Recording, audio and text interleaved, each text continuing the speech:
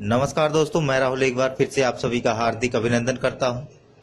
दोस्तों, आज मैं आपको बताऊंगा अनेक प्रकार के रास रचाने वाले और लीला करने वाले भगवान श्री कृष्ण ब्रह्मचारी और थोड़ी देर पहले 50 थाल भोजन आत्मसात कर जाने वाले दुर्वासा ऋषि सदा के लिए निराहारी कैसे, यह आश्चर्य कैसे दोस्तों।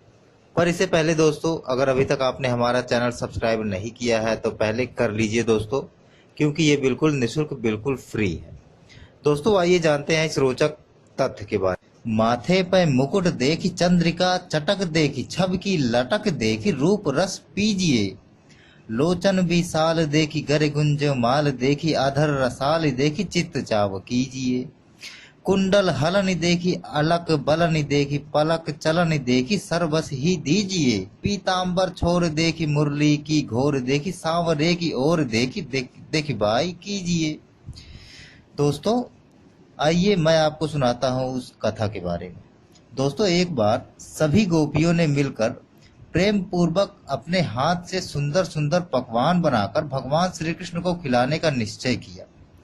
सबने विविध प्रकार के स्वादानुसार व्यंजन बनाए और यमुना तट पर भगवान श्री कृष्ण के पास पहुंचकर प्रार्थना करने लगी कि हे श्याम सुंदर, हमारे हाथों से बने हुए स्वादिष्ट भोजन का आस्वादन कीजिए। स्वयं संतुष्ट होकर हम सबके मन को भी आनंद प्रदान कीजिए।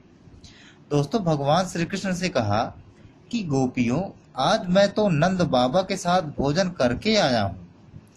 पेट में तिल मात्र भी स्थान नहीं है, अतः मैं भोजन नहीं कर सकूंगा। यदि तुम लोग मुझे संतुष्ट करना चाहती हो तो यह भोजन किसी साधु या ब्राह्मण को खिला दो। दोस्तों, प्रेम स्वरूपा गोपियां उनके प्रियतम श्याम सुंदर की आज्ञा का उल्लंघन नहीं कर सकती थी, अतः मैं बोली कि हम लोग किस साधु या ब्राह्मण को यह भोजन करा दें, यह आदेश भी आप ही दीजिए। दोस्तों, आज्ञाकारी गोपियों की बात सुनकर भगवान श्री कृष्ण ने कहा कि यमुना के दूसरे तट पर दुर्वासा मुनि विराजमान है, अतः तुम लोग उन्हीं को यह भोजन जाकर खिला दो।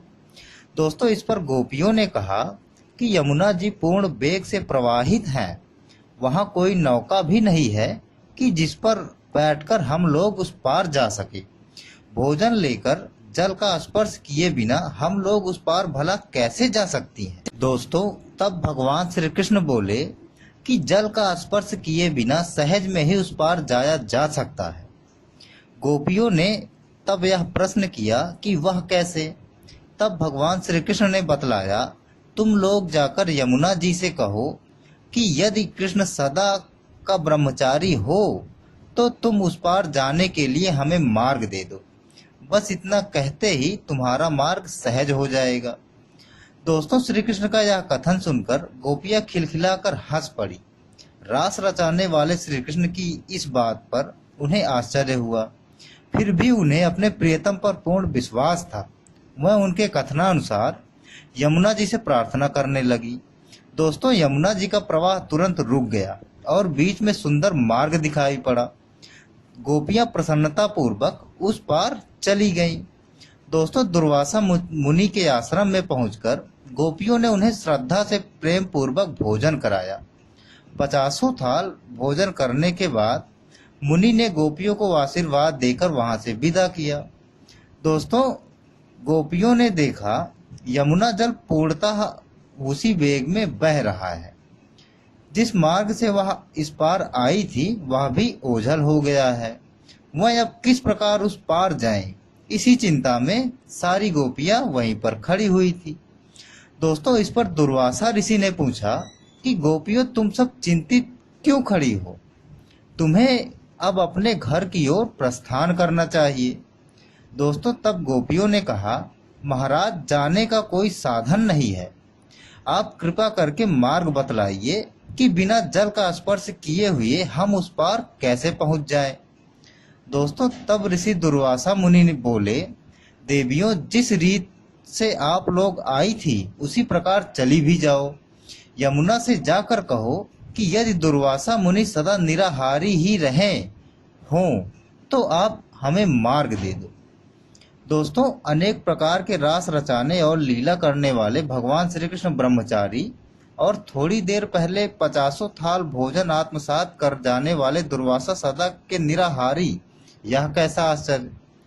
दोस्तों, गोपियां बोली कि श्री कृष्ण ब्रह्मचारी कैसे, और आपने अभी अभी इतना भोजन किया है, फिर आप निराहारी कैसे, कृपया स्पष्ट कीजिए। दोस्तों, तब ऋषि दुर्वासा बोले कि हे गोपियों, मैं शब्दादिक गुणों से तथा आकाशदिक महापंचभूतों में भिन्न हूँ और उनके अंदर भी हूँ। मैं आकाशदी मुझे नहीं जानते, मेरे अंदर में भी है और बाहर में भी है। मैं सर्व संग्रहित आत्मा हूँ, तो फिर किस प्रकार भोक्ता हो सकता हूँ। व्यवहार दशा में ही मन विषयों को ग्रहण करता है, किंतु परमार्थ दशा में सब सर्वस्त्र आत्मा है। तब मन किस विषय का मनन करे, किस विषय में लिप्त हो। श्री कृष्ण भी तीनों गुणों से रहित हैं। जो इच्छा से विषयों का सेवन करे वह कामी है।